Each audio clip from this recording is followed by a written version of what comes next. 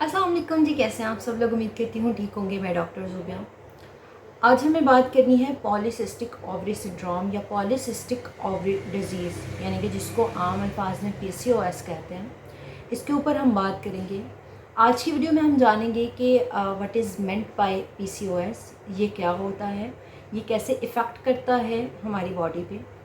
Second, हम जानेंगे कि ऐसी कौन कौन सी चीज़ें हैं जिनसे गुरेज करना चाहिए, ऐसी कौन कौन सी चीज़ें हैं डाइट में, कौन कौन सी चीज़ों को शामिल करना चाहिए और कौन कौन सी चीज़ें हैं जिनसे परहेज़ करना चाहिए।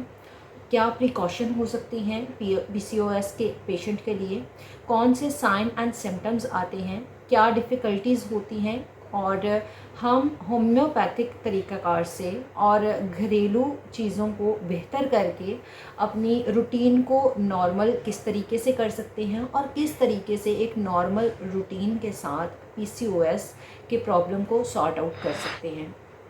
सेकेंडली, आज की वीडियो में हम जानेंगे कि हम अगर किसी पेशेंट को ये कॉम्प्लिकेशंस हैं तो उसको अपनी बॉडी में क्या क्या चेंजिंग्स करने होंगे और PCOS किस कदर जो है वो डेंजरस हो सकता है।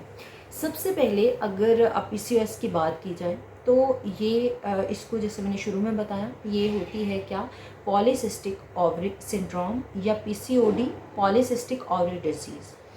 पॉलीसिस्टिक ओवरी सिंड्रोम क्या होता है, सबसे पहले बेसिक ये जानना बहुत ज़्यादा ज़रूरी है कि ये होता क्या है। फीमेल्स में जो एक साइकिल होता है, फीमेल की ओवरी में जो है वो एग बनता है।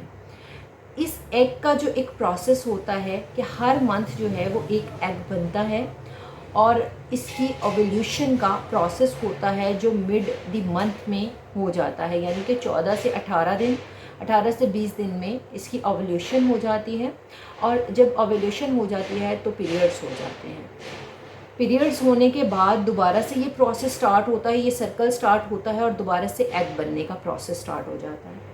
लेकिन यहाँ पे एक और बात कि जब कभी ऐसा होता है कि जो फीमेल होती हैं वो कंसीव करने वाली होती हैं, यानी कि वो हामला होती हैं, तो उस टाइम पे ये एग जो है ये रिलीज़ नहीं होता। ठीक है, ये एवोल्यूशन का प्रोसेस जो है वो रुक जाता है और वहाँ से एक अदर साइकिल स्टार्ट हो जाता है जो कि हम किसी और अपनी वीडियो में उसको डिस्कस करेंगे।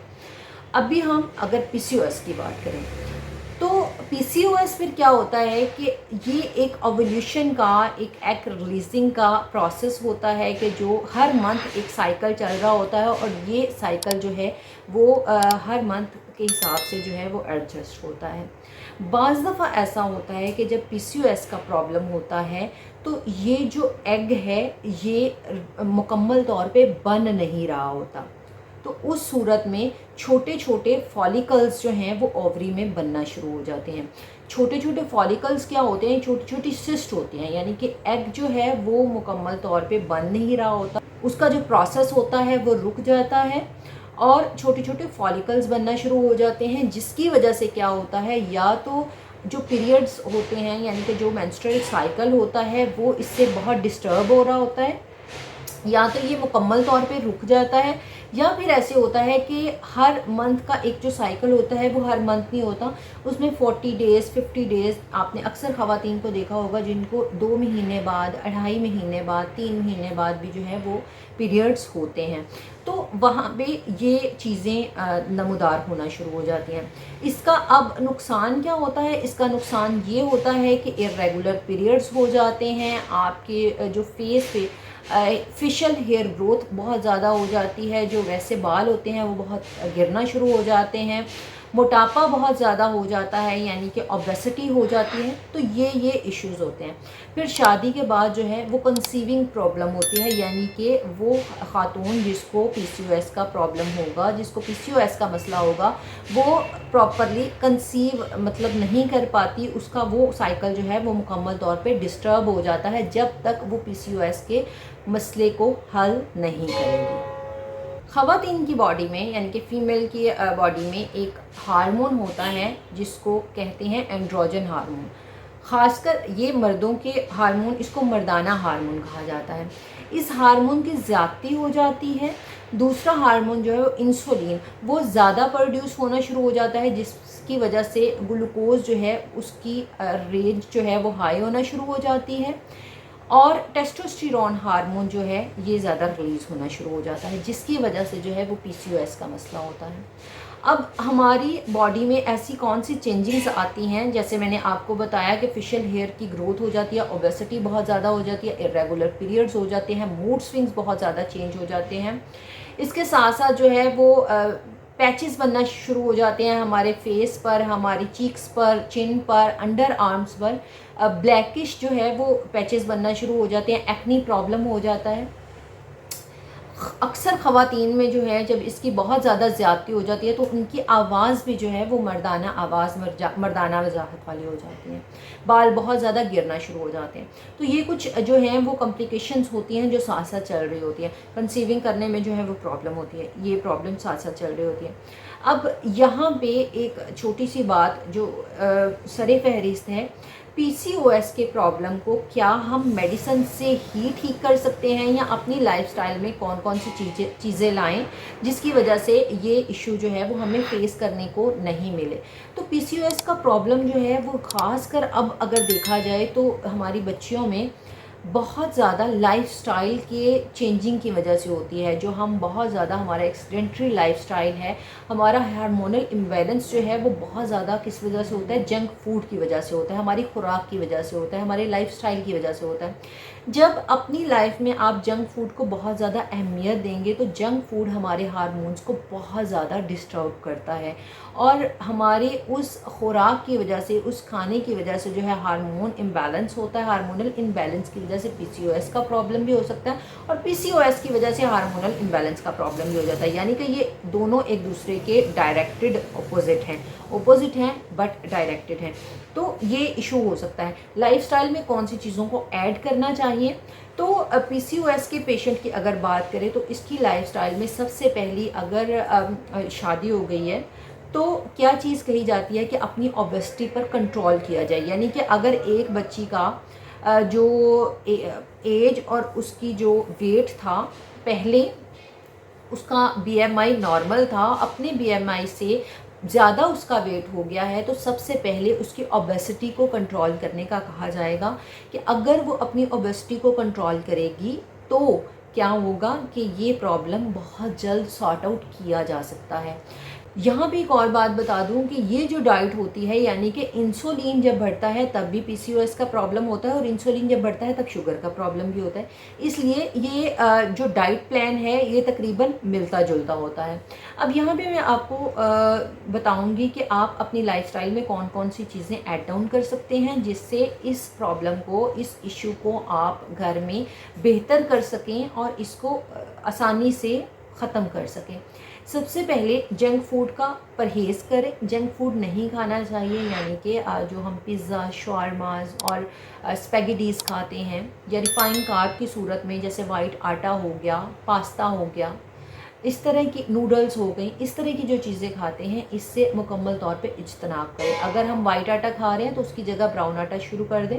अगर हम ब्रेड खा रहे हैं, वाइट ब्रेड खा रहे हैं, तो उसकी जगह ब्राउन ब्रेड का जो है वो इसका इस्तेमाल करना शुरू कर दें। तो ये चीज़ें करनी चाहिए। दूसरी एक और चीज़ आती है, कुछ लोगों का कॉन्सेप्ट ये होता है, वो क्या करते हैं, वो कहते हैं कि ऑयली चीज़ें बाहर से, मतलब जंक फूड नहीं खाएं तो हम बेकरी आइटम खा लें। तो यहाँ पे ये बात मैं क्लियर करती जाऊँ कि बेकरी आइटम जो होते हैं ये एज़ कम्पेयर टू जो हम ऑयली प्रोडक्ट बाहर के ताज़ा फूड खा रहे होते हैं, इससे ज़्यादा जो है वो हमारे लिए रिस्क का बायस होते हैं। यानी कि जो बेकरी आइटम होते हैं उसमें एट द स्पॉट नमक भी डला होता है और चीनी भी डली होती है, फिर वो बेकरी में होते हैं तो वो ताज़ा भी नहीं होते हैं, तो वो ज़्यादा डेंजरस होते हैं। इसलिए उनसे भी थोड़ा इज्तनाब करना चाहिए। अगर हम फ्रूट्स की तरफ आएँ तो फ्रूट्स में अक्सर जो हैं वो हम जूसेस पी रहे होते हैं और हम जूसेस, फ्रेश जूसेस का इस्तेमाल करने की बजाय जो जूसेस मौजूद होते हैं, बेकरीज़ में मौजूद होते हैं या कुछ इस तरह के सॉल्ट्स होते हैं जो हम डाल के पी रहे होते हैं, तो इन जूसेस से इज्तनाब करके फ़्रेश फ्रूट की तरफ आना चाहिए। इसके साथ साथ आप अपनी खुराक में जो है वो सैलड को लाजमी करार दें, मतलब सैलड का इस्तेमाल ज़्यादा करें। तो इन नेचुरल चीज़ों की तरफ आएँ, ना कि वो चीज़ें जो फ्रीजिंग आइटम है, जो फ्रीज़ किए हुए आइटम है, उनसे थोड़ा इज्तनाब करें। बेकरी आइटम से, जंक फूड से। वॉक 40 टू 45 मिनट की वॉक डेली अपनी रूटीन में जो है वो शामिल करें। ओबेसिटी को कंट्रोल करने से और इन प्रिकॉशंस पर अमल पैरा होने से आपका पीसीओएस का प्रॉब्लम जो है वो 90% ठीक हो जाएगा। अब पीसीओएस के ऊपर मैंने पहले भी अपने एक वीडियो बनाई हुई है, उसका लिंक जो है वो मैं आपके डिस्क्रिप्शन में डाल दूँगी, आप उसको लाजमी तौर पर देखिएगा। उसमें मैंने होम्योपैथिक की कुछ मेडिसिन्स पे डिस्कस की हुई हैं। पीसीओएस के लिए जैसे मैंने आपको बताया कि इसके बिहाइंड पे बहुत सारी रीज़न्स हो सकती हैं। कुछ को जेनेटिकली ये इशू हो सकता है, कुछ को उसके लाइफस्टाइल की वजह से हो सकता है, कुछ को जो है वो शुगर की वजह से ये प्रॉब्लम फेस करने पड़ सकती है, और कुछ लोगों में ओवरी का कोई सिंड्रोम होता है, कोई प्रॉब्लम होता है जिसकी वजह से उनको ये इशू फेस करने को मिलता है। होम्योपैथिक में हर प्रॉब्लम के लिए अलग से जो है वो मेडिसिन दी जाती है, उसकी सिम्टम्स को नोट डाउन किया जाता है और उसकी मेडिसिन दी जाती है। लेकिन दो ऐसी मेडिसिन जो पीसीओएस के पेशेंट के लिए बहुत ज़्यादा फ़ायदेमंद है, उसमें एक पल्साटीला है और एक सीपिया है। अगर किसी को ये प्रॉब्लम है तो वो अपने कंसल्टेंट से लाजमी तौर पर रुजू करे, लेकिन अब फिल वक्त अगर उसे कुछ समझ नहीं आ रहा तो पल्साटीला और सीपिया 200 की पोटेंसी ये ऐसी मेडिसन है कि पीसीओएस के पेशेंट के लिए, यानी कि और जो फीमेल जिनको ये इश्यूज़ फेस करने को मिलते हैं उनके लिए ये फ़ायदेमंद साबित होती है। मैं आपको अपनी वीडियो का लिंक जो है वो डिस्क्रिप्शन में डाल दूँगी, उसमें इस मेडिसिन को किस तरीके से आपने इस्तेमाल करना है, कितने टाइम इस्तेमाल करना है और कितना टाइम आप इस्तेमाल करने के बाद इस प्रॉब्लम से मुकम्मल तौर पर छुटकारा पा सकते हैं, वो तमाम मैंने आपको उसमें बताया हुआ है। आज की वीडियो में उम्मीद करती हूँ आपको मैंने जो बातें डिस्कस की अब वो समझ आई होगी। फिर भी अगर कोई क्वेश्चन हो तो आप कमेंट सेक्शन में पूछ सकते हैं। इसके साथ साथ अगर कुछ लोग जो है वो मुझे कमेंट में कह रहे होते हैं कि आपसे रब्ता कैसे किया जाए, तो मेरा पेज है होम्योपैथिक डॉक्टर ज़ुबिया शफीक के नाम से, आप वहाँ पे उसको फॉलो कीजिए और वहाँ मैसेज करके आप मुझसे रब्ता कर सकते हैं। कोई आपको प्रॉब्लम है, कोई डिजीज़ है, किसी बीमारी के बारे में आपने पूछना है, या फिर आप ऑनलाइन कंसल्टेशन चाहते हैं तो आप वहाँ पे रब्ता करके जो है वो मुझ तक रसाई हासिल कर सकते हैं। अगर वीडियो पसंद आए तो लाइक कीजिएगा, चैनल को सब्सक्राइब कर दीजिएगा, बेल आइकन के बटन को लाजमी तौर पर दबाइएगा ताकि आने वाली नई वीडियो आप तक ज़रूर पहुँचे। इंशाल्लाह आपसे नेक्स्ट वीडियो में मुलाकात होगी, तब तक के लिए अल्लाह।